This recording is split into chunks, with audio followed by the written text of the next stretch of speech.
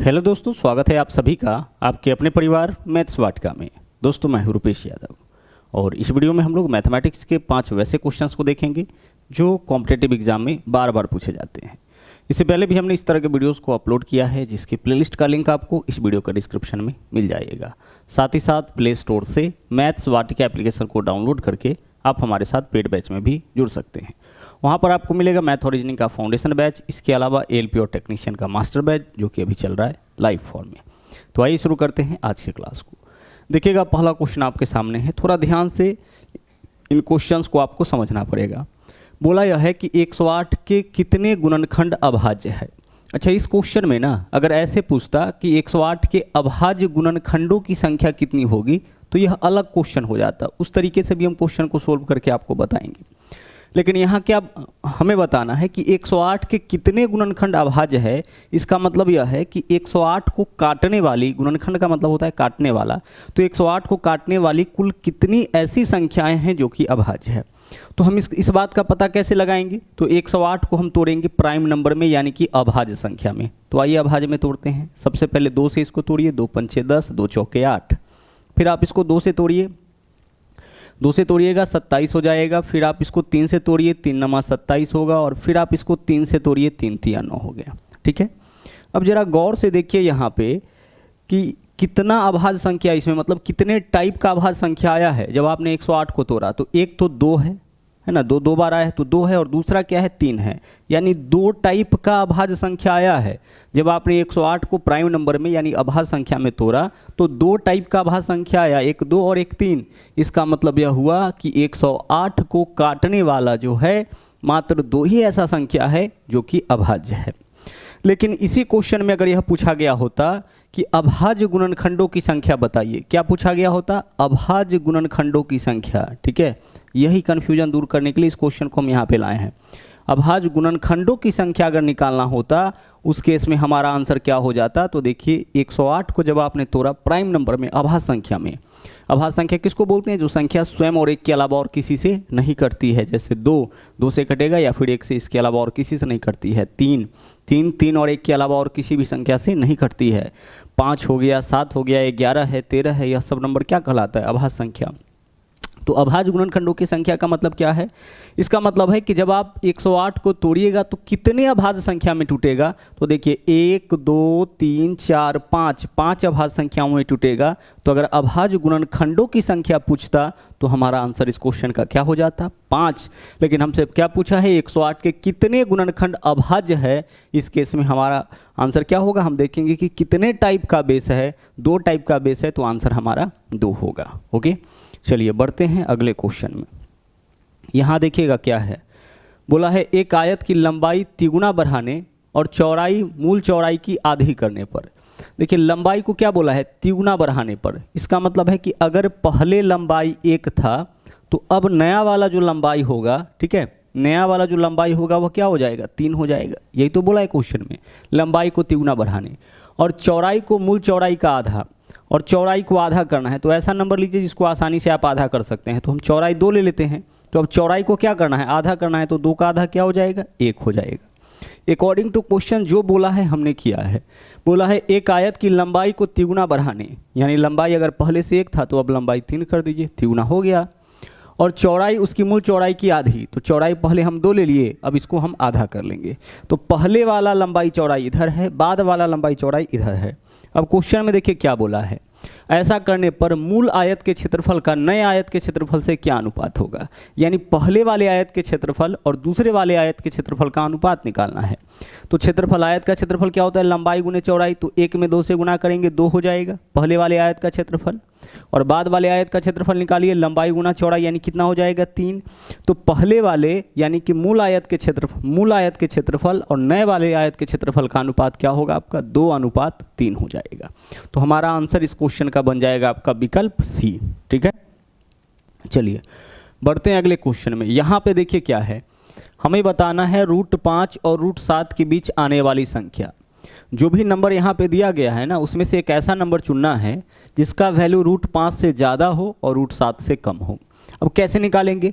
देखिए √5 का मान तो हम नहीं निकाल सकते हैं, √5 के जस्ट पहले का नंबर है √4 जिसका मान निकाल सकते हैं, तो इसका वैल्यू तो 2 से बड़ा ही होगा, ठीक है, 2 से बड़ा।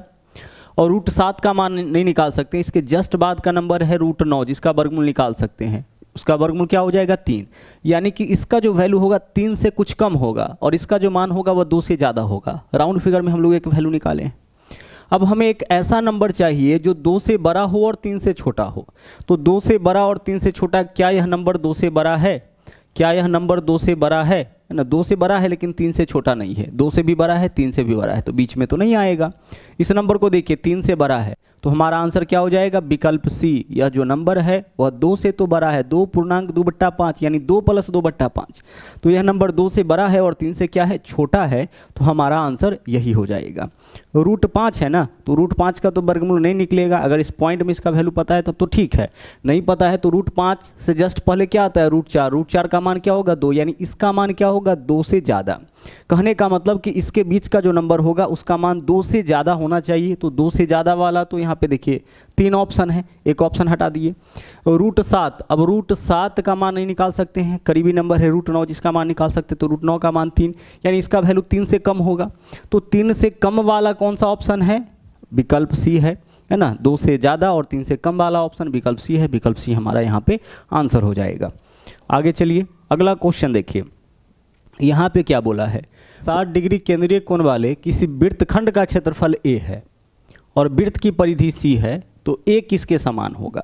हमें इस क्वेश्चन में क्या बताना है? a का मान बताना है। बोला है 60 डिग्री वाले किसी वृत्तखंड का क्षेत्रफल a है, तो वृत्त का क्षेत्रफल क्या होता है? सर वृत्त का क्षेत्रफल होता है πr², लेकिन वृत्त का पूरा क्षेत्रफल इतना नहीं होता है। पूरा क्षेत्रफल होता है πr² θ/360।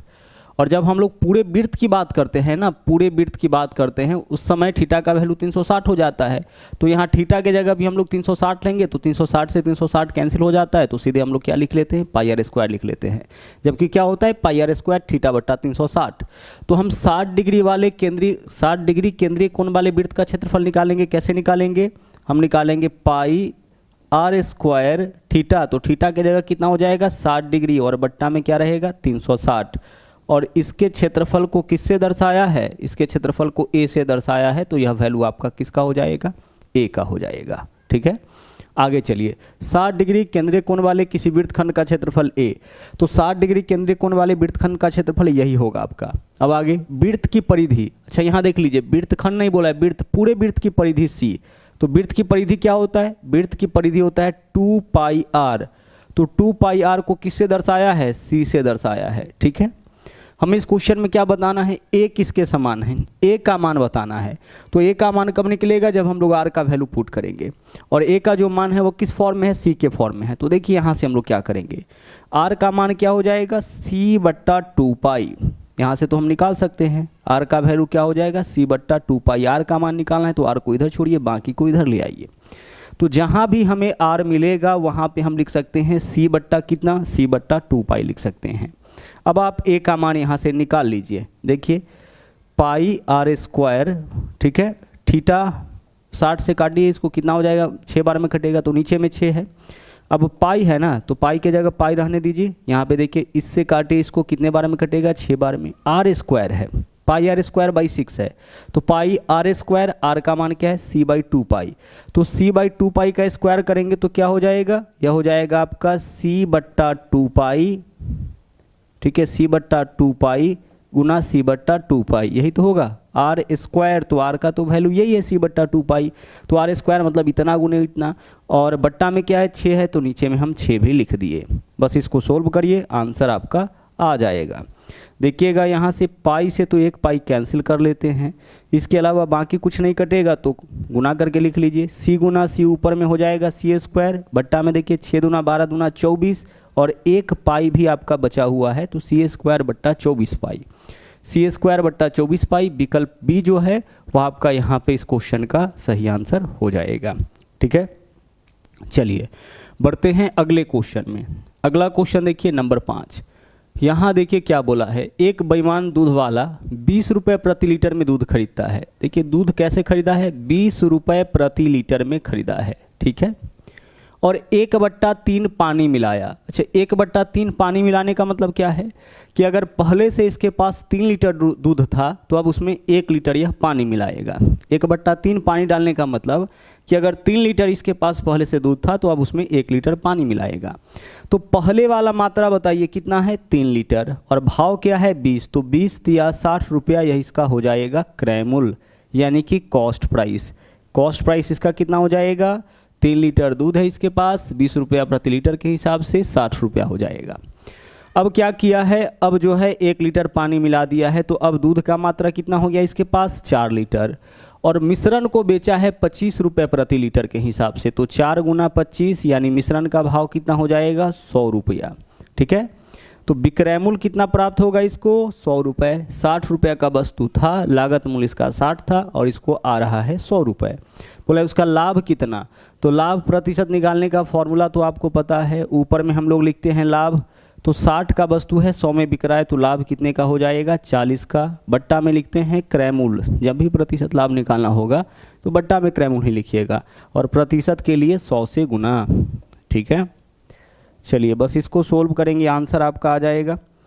देखिएगा यहाँ पे क्या है, 20 दूना 40, 20 तिया 60, 100/3, 100/3 का मतलब 33.1/3, यहाँ पे अच्छा 200/3 हो जाएगा ना, तो 200/3 का मतलब क्या होगा 66.67, 66.67%। यहाँ पे देखिए 2 है ना, तो 2 में 100 से गुना करेंगे 200/3, 200/3 का वैल्यू 66.67% या 66.2/3% आएगा। ठीक है, रिपीट करें समझिएगा। एक बेईमान दूध वाला 20 रुपया प्रति लीटर में दूध खरीदता है। कितना खरीदा इस क्वेश्चन में नहीं पता है।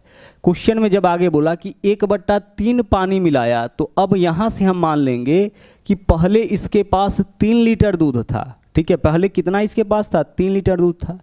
अब 1/3 पानी मिलाया, यानी कि 3 लीटर में 1 लीटर पानी मिला दिया, तो अब इसके पास मिश्रण का मात्रा कितना हो गया 4।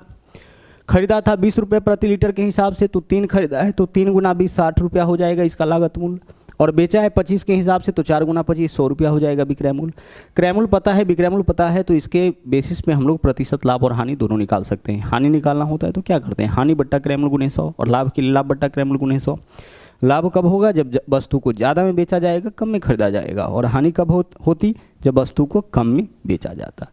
चलिए, तो यह था आपका आखिरी क्वेश्चन, इस वीडियो में इतना ही। और हाँ, अगर आप हमारे चैनल पर नए हैं तो इस चैनल को सब्सक्राइब जरूर करें, इसके अलावा लाइक और शेयर करते रहे। तो मिलते हैं अगले वीडियो में फिर से इसी तरह के कुछ नए कॉन्सेप्ट के साथ। थैंक यू, जय हिंद।